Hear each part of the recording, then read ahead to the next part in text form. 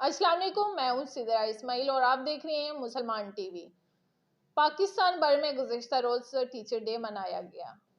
तलबा तलबात ने अपने असातिज़ा को तोहफ़े और दुआएं पेश की। इस दिन के मौका पर भी असातिज़ा अपने हकूक़ की जंग लड़ते नजर आए।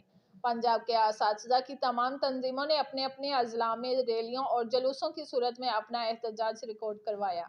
इस एहतजाज में दीगर हुकूमती अदारों के अहलकारों ने भी भरपूर हिस्सा लिया। तमाम तंजीमात लीव एनकेशमेंट और दीगर हुकूमती जालमाना फैसलों के खिलाफ मुत्तहद होकर जदोजहद कर रही हैं। स्कूलों की नजकारी के हवाले से तलबा और तलबात भी सरापा एहतजाज नजर आई। वालिदैन का इस हवाले से कहना था कि हमारे बच्चों के मुस्तकबिल को दांव पर ना लगाया जाए।